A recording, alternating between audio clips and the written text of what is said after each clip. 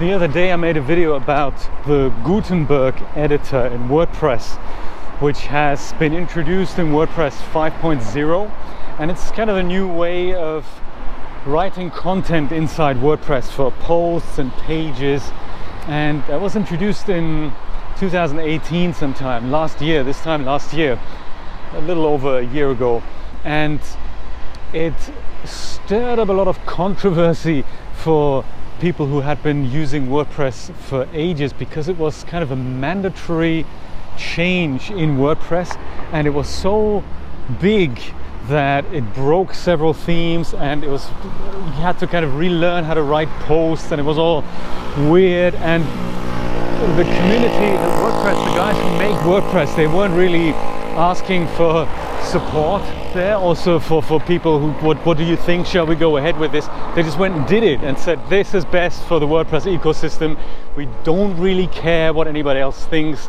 This is what we need to do, especially in light of growing pressure from these so-called page builders like, DV and Thesis and all these kinds of things that have sprung up to make building posts and whole websites just that more, well, kind of for web designers certainly better, but for casual users total overkill. So WordPress decided they want to go ahead with their own version of that, and they called it Gutenberg.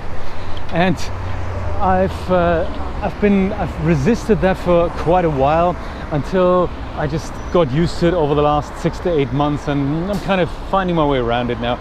It's different than it used to work, but I made a video about it mainly to show Steve how to work it, because he had just built his website, and my previous WordPress 101 series didn't have a chapter on that. It's a few years old, and back then Gutenberg wasn't even on the horizon. So I thought, this is a great another installment there, an additional installment in that series, and just give people the basics of how to use Gutenberg and what to expect and how to do it. And that is not impossible.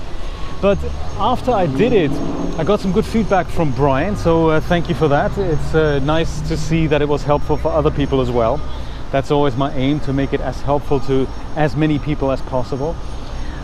I remember that there was an outcry back then that, oh my god, this is terrible. How can WordPress introduce such a major code change and build it into the WordPress core? And how did it happen that no one stops it? And it's kind of interesting that there was an idea that the community may start their own branch of WordPress, a fork of WordPress that would not include Gutenberg. So anything up to and including 4.9 point something did not include Gutenberg. So the whole 4.9 branch did not include Gutenberg, and 5.0 and onwards include Gutenberg. And WordPress's answer then was to say, hey, we're going to create a plugin that brings back the functionality of what WordPress was like when Gutenberg wasn't there. And all you guys are going to have to live with is essentially code bloat. And if you don't want to use it, that's great. Install this plugin. We're going to maintain that for another 2 years, so you can kind of upgrade into Gutenberg, migrate into Gutenberg in your own time. That was the idea. That was WordPress's idea. And many people just didn't like that. They said, hey, why is this even in there? Why isn't Gutenberg the plugin? And why isn't it like the standard editor is core, and then if anyone wants to use Gutenberg, they can use that as a plugin? And the WordPress community, well, when I say community, the people that make WordPress decided, nah, if we're going to do it that way, no one's ever going to take it up. So we're going to just make it mandatory. You have to get on with it, or you can have the standard plugin that brings back the standard WordPress editor from back in the day. That's served as well for over 15 years. It's kind of crazy to think about that, based on tiny MCE, and there are some shortcomings to it. I totally understand where they're coming from, but I suppose there was a lot of uproar that people said, hey, first of all, we're being shoved this down our throats. We can't really do anything about it. We're going to have to migrate sooner or later because there's no alternative. We've invested a lot of time and effort into WordPress. We have lots of websites running on WordPress, especially businesses that are used to writing a post every once in a while, if that, or they just have a static website run on WordPress. And that's a major issue if all of a sudden the core changes to something that the community, the WordPress community, hasn't really asked for. So I'm separating there between the people who make WordPress and the WordPress community, because back in the day that was one and the same thing. But as it often happens with open source projects, if they're no longer community driven, if they're being made by people that are, you know, that don't really listen to the community, and they say, hey, we're going to make our own decisions. If the community wants to go with it, great. If not, who cares? That's kind of dangerous. That's bizarre. And that's happened on a couple of other projects. One of them I think I can think of now is MySQL. That was an open source project, that still is an open source project, that used to be developed by literally a community of developers, and Oracle then went ahead and bought it. I think it was theirs in the first place. I'm not entirely sure about the details, but they open sourced it, but they kind of developed it behind closed doors without so much of a community involvement. And the community, the people who were developing and using it, didn't like that. They said, well, this isn't really what we want anymore. You guys are doing what you want and you then give it to us. That's not community development. That's not collaborative working. That's, you know, occasionally looking at a pull request. That's not what MySQL once was. And then the community went ahead and built their own branch of it, their own fork of it, which is called MariaDB. Essentially the same, but now no longer under the guidance of Oracle, who still develop MySQL to this day. So very interesting that has happened, and something similar has happened with WordPress. So I didn't even know. I remember that was just an idea, but it wasn't something that had become reality. So it's kind of interesting when I looked into this, whatever happened to the WordPress 4.9 branch. There was a guy who actually did it, and I hadn't anticipated how far he went with that. So his criticism of WordPress as it is right now is that back in the day it was a purely community driven thing, and right now it no longer is. So he said, I would like a WordPress thing, sorry guys, for businesses that has less code bloat and that has, you know, more transparency, and more importantly, that is community driven. So the community votes on features there and says, we would like this gone, we would like this changed, we would like this different. And then that is what the project takes on. That is exactly what shall happen. And he's created, that was Scott Fowler, by the way, from the UK, and he did that, took the last version that didn't have, the last WordPress version that didn't have Gutenberg, stripped out Gutenberg, and well, actually didn't have Gutenberg, so he just forked it, called it ClassicPress version 1.0, and then founded a company that is now the governing body of that open source project. So it's still open source. There is now something called ClassicPress, which is 100% compatible with WordPress 4.9. Isn't that amazing? I had no idea. So that's something I found out, and I thought, wow, that's awesome. I must share this. I must make a note of that. I tried it out and installed just the regular, like you would manually install WordPress. I manually installed ClassicPress, and that works really well. And the only thing I've changed is that the branding is gone. There's no more WordPress references. It just says the ClassicPress team, and has different logo and has different this and the other.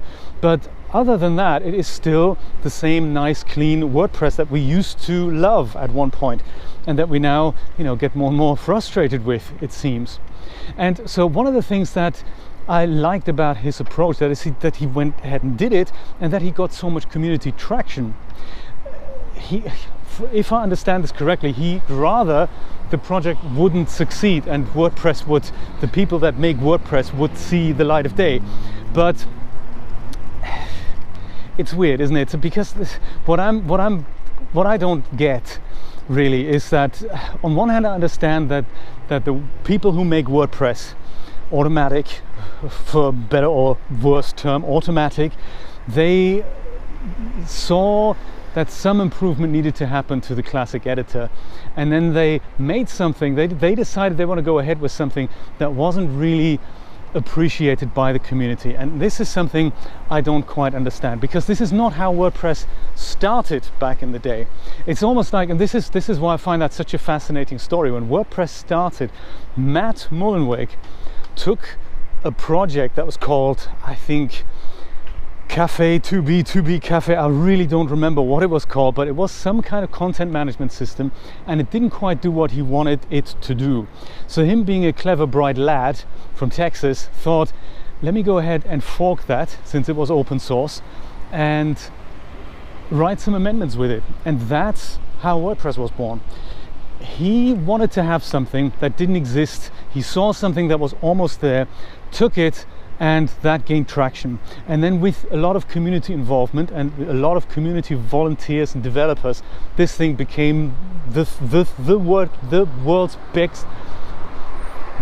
world's biggest website building tool, up until fairly recently, up until last year ago.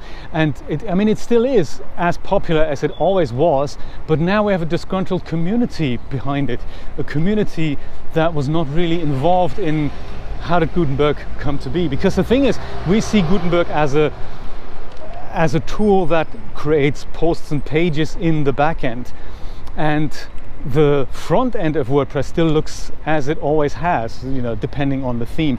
But I believe what the plan of the Gutenberg team long term is to turn this into a fully fledged front page website builder, also with things that, currently we think of a website, I guess, as having a header, some content, perhaps a footer, perhaps a sidebar, but that's only because that's how we've grown up with websites. It doesn't necessarily need to be like that. We don't have to have a header, we don't have to have a footer, we can just have content, we can just have a bunch of slides, really. And I believe that is the long-term plan of what they want to do with Gutenberg going forward.